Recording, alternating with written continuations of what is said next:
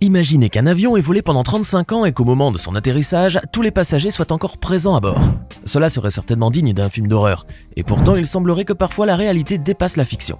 La preuve avec le vol 513 de Santiago Airlines qui, après avoir décollé d'Allemagne de l'Ouest en 1954, a soudainement disparu de tous les radars. Impossible à trouver, il est finalement tombé aux oubliettes. Enfin jusqu'en 1989, date à laquelle il a ressurgi. D'où ? Eh bien, il a été repéré à l'aéroport de Porto Alegre au Brésil, survolant la base aérienne. Oui, vous avez bien entendu. Ainsi, quelques minutes plus tard, l'appareil qui semblait être en parfait état s'est approché de la piste et a effectué un atterrissage des plus majestueux. Une fois que les autorités aéroportuaires se sont approchées de l'appareil, ne comprenant pas pourquoi elles n'arrivaient pas à communiquer avec le pilote, elles ont ouvert les portes de l'extérieur et ce qu'elles ont découvert a glacé instantanément le sang de tous ceux qui étaient présents. Et pour cause. 92 squelettes parfaitement conservés étaient solidement attachés en toute sécurité dans leur siège. Le pilote, Miguel Victor Curie, également réduit en tas d'os, avait encore les mains sur les commandes. Ce qui est évidemment difficile à imaginer, raison pour laquelle un bon nombre de sceptiques ont remis en question la véracité de cette histoire. Alors que s'était-il réellement passé? Malheureusement, on l'ignore. Cependant, si vous brûlez d'envie de connaître d'autres histoires aussi insolites que surprenantes, alors restez avec nous jusqu'à la fin. Voici donc les découvertes choquantes, hallucinantes et squelettiques qui ont été découvertes dans le monde. Saviez-vous qu'il existe une plante capable de bouger sans pour autant que cela soit causé par le vent ni aucun autre facteur externe? Eh bien, aussi surprenant que cela puisse paraître, cette plante existe bel et bien. Elle a d'ailleurs été découverte par Jason Freeman et son épouse. En effet, ces derniers se promenaient en forêt près de la ville de Hilton, en Caroline du Sud, quand ils sont tombés sur une plante qui dansait de gauche à droite malgré une absence totale de vent. Une bizarrerie que le couple a évidemment décidé d'immortaliser.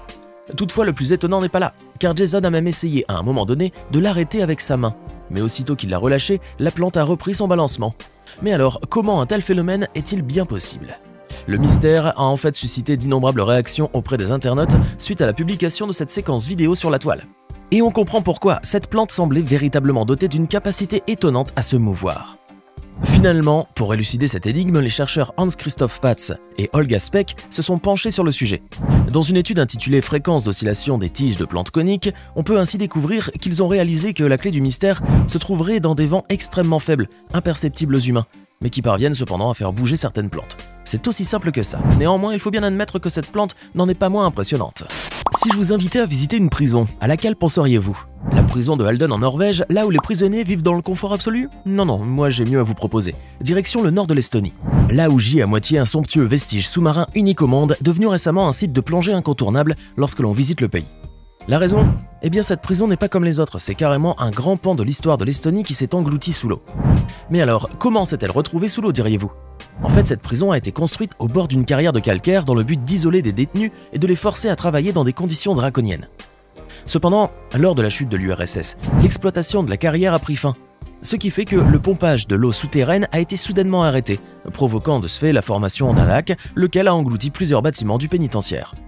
Aujourd'hui, il ne reste plus que des ruines gisant dans le paysage et qui se conjuguent avec la forêt luxuriante et les eaux cristallines du lac turquoise. Ce n'est donc pas sans raison que cet endroit attire de nos jours d'innombrables touristes chaque année. Après tout, la prison de Roumoux demeure l'un des établissements pénitentiaires les plus insolites du monde. Et si pour le moment, vous ne pouvez pas encore vous y rendre pour la visite, je vous laisse vous régaler avec ces images pour une visite virtuelle. C'est mieux que rien. Vous qui pensiez tout connaître des espèces animales étranges, vous qui n'êtes plus étonné par les découvertes que font les scientifiques, je vous parie que je vous laisserai sans voix lorsque je vous ferai voir ce à quoi ressemblent les Genie Anivers. Le nom vous semble rassurant, mais une fois que vous verrez les images, vous changerez d'avis. Alors, estomaqué? Et encore, vous ne savez pas encore de quelle espèce il s'agit. Les Genie Anivers sont en réalité des carcasses et non pas des animaux vivants.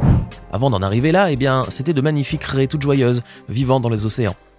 Une fois pêchées par l'homme, parce qu'il n'y a que les hommes pour faire des choses pareilles, elles ont été volontairement modifiées à la main puis séchées, ce qui leur vaut cet aspect momifié. Le but étant de les faire ressembler à une créature fictive fantaisiste, un peu comme les dragons ou les démons. Cette pratique n'est pas toute nouvelle puisqu'elle dure depuis le XVIe siècle et ses pauvres momies sont vendues aux collectionneurs et aux amateurs des phénomènes marins atypiques. Comme quoi, il faut tout pour faire un monde. Si je vous montre cette photo, vous penserez qu'il s'agit d'une grotte comme une autre, n'est-ce pas? Et pourtant celle-ci est tout sauf ordinaire. Appelée la caverne des âmes perdues, cette grotte est située sous une montagne à Ceredigion, au Pays de Galles, et elle fait 30 mètres de profondeur seulement. Elle faisait en fait partie de l'ancienne mine d'ardoise de Guerwen, qui a été délaissée dans les années 60-70 après 124 ans d'exploitation. Mais ce qui la rend insolite, c'est le fait qu'elle abrite dans ses entrailles non pas des âmes perdues ou des esprits fantômes, mais des tas de ferrailles rouillées et abandonnées. Oui, je sais ce que je dis. Au fond de cette grotte émane un tas d'épaves de centaines de voitures et d'appareils électroménagers qu'une population insouciante et irresponsable a décidé de jeter dans les années 60. Les bruits disent que ce ne sont des habitants de Corris Ishaf, au sud d'une parc national de Snowdonia à Gwynedd, qui ont utilisé cette cavité naturelle pour abandonner leurs véhicules. Quoi qu'il en soit, une chose est sûre, la grotte est devenue aujourd'hui un lieu de prédilection pour les amateurs de lieux abandonnés, les explorateurs et les youtubeurs qui aiment venir y tourner des vlogs. Avant de continuer, n'oubliez pas de cliquer ici pour vous abonner si vous aimez cette vidéo et d'activer toutes les notifications pour ne rater aucune de nos prochaines vidéos. Si l'histoire de Pompéi vous a touché, celle de ce pauvre homme vous émouvra encore plus. Alors que les archéologues étaient en train de faire des investigations et des recherches sur les dégâts qu'a laissé la fameuse éruption du Vésuve en 79 après Jésus-Christ, ils ont découvert le squelette d'un homme de 30 ans environ. Ce squelette est vraisemblablement celui de l'une des victimes, dont la jambe était malade, lui causant des difficultés à marcher correctement. À tel point qu'il ne serait pas arrivé à esquiver un énorme bloc de roche de 300 kg qui tombait du ciel. Sa tête n'était pas perceptible, sans doute écrasée par la pierre, et tout le haut de son corps, son thorax, ses épaules et ses bras étaient enfoncés dans la terre à cause du poids de la roche. Face à un tel constat, le squelette a subi une batterie d'examens systématiques ainsi que des analyses de laboratoire qui ont finalement révélé autre chose. Et toutes les hypothèses que les gens avaient faites au sujet de l'homme boiteux de Pompéi se sont évaporées en un instant. Et pour cause, après avoir été soulevé, l'énorme pierre a révélé un crâne encore intact avec une mâchoire dentée, ce qui balaye d'un revers de la main la théorie selon laquelle il était en train d'esquiver la pierre avant sa mort. Mais alors, qu'est-ce qui explique le fait qu'il soit enfoncé ainsi dans la terre ? Interrogé, l'homme qui menait des fouilles lors de la découverte a affirmé que l'homme boiteux est mort d'asphyxie du flux pyroclastique, c'est-à-dire qu'il aurait été tué par étouffement à cause des émanations des gaz volcaniques. Une hypothèse qui se tient d'autant plus que son handicap aurait pu le ralentir lors de la fuite, le rendant plus vulnérable aux gaz nocifs et aux cendres, ce qui corrobore parfaitement avec cette nouvelle spéculation. Maintenant reste à expliquer comment la pierre s'est posée au-dessus de sa tête sans qu'elle ne l'ait réduite en miettes. J'aimerais bien lire votre avis dans les commentaires. Vous venez de refaire votre jardin, votre pelouse est enfin prête à accueillir un petit nain de jardin tout sympa qui saura redonner une âme de bon enfant à votre maison ? Revoyez vos plans car j'ai mieux à vous proposer. Enfin mieux, ça dépend de comment vous verrez la chose. Mais quoi qu'il en soit, au lieu de vous procurer une petite créature du folklore, pourquoi ne pas opter pour un énorme hybride qui ressemble à un mi-bébé mythique ? Je sais que ça peut en choquer quelques-uns, mais croyez-moi, il y en a qui ont adopté l'idée et la tique aussi. Toutefois, cette créature aussi étrange et terrifiante soit-elle, n'est évidemment pas réelle. Elle est tout simplement habilement faite de silicone, ce qui lui vaut cette apparence troublante plus vraie que nature. C'est d'ailleurs l'œuvre d'une certaine Leira Magnucco, dont le nom se fait de plus en plus connaître sur le net puisqu'elle crée d'autres créatures réalistes plus étranges. Mais c'est certainement cette création qui a de quoi surprendre plus de monde. Pas étonnant donc qu'elle ne coûte pas moins de 3500 $. Et non, ce n'est pas donné, mais c'est l'œuvre d'une créatrice, que voulez-vous ? Regardez cette photo, non il ne s'agit pas d'une roche, regardez bien, vous voyez maintenant ? Et non, vous ne rêvez pas, vous voyez bien un bébé mammouth couché entre deux couches de pergélisol. Déterré par des mineurs travaillant au Yukon, dans le nord-ouest du Canada, ce spécimen est resté en parfaite conservation, ce qui en fait l'un des animaux momifiés les plus inouïs et les plus incroyables de l'ère glaciaire jamais découvert. Une trouvaille qui a d'ailleurs laissé les paléontologues sans voix. D'autant plus que, après l'avoir étudié, les chercheurs de la Commission géologique du Yukon et de l'Université de Calgary ont appris que le bébé mammouth était âgé de plus de 30 000 ans, rien que ça.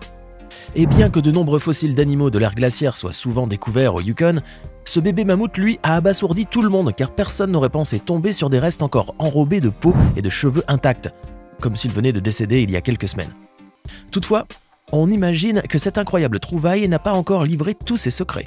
Loin de là. De nouvelles découvertes autour de cette espèce restent donc à venir. Avis aux amateurs de voitures de collection, cette découverte va vous estomaquer. Un jour en 1967, alors qu'il faisait de la plongée dans le lac Majeur à la frontière entre la Suisse et l'Italie, un homme nommé Ugo Pilon a localisé une épave étrange, celle d'une Bugatti Vintage datant de 1925 qui s'est retrouvée en 1935 dans l'eau. Ce n'est toutefois qu'en 2009 que le club de plongée local a pu la sortir de là et autant vous dire que ce fut spectaculaire. Après être restée un peu moins d'un siècle sous l'eau, la Bugatti a revu la lumière du jour et a été mise en vente aux enchères de Bonhams à Rétromobile à Paris. Malgré son état délabré et rouillé. Il faut dire qu'elle était très prisée à l'époque et aujourd'hui encore plus, puisqu'elle a été achetée au prix de 294 000 $ par un certain Peter Mullin, du Mullin Automotive Museum en Californie, qui a confié ne pas avoir l'intention de la restaurer. Aujourd'hui, cette merveille est ainsi chaudement conservée dans une pièce du musée, à la lumière tamisée, rappelant les conditions trouvées au fond du lac, au grand bonheur des curieux visiteurs. Maintenant, dites-nous dans les commentaires ce que vous pensez de ces découvertes étonnantes et n'oubliez pas de cliquer ici pour regarder une autre de nos vidéos.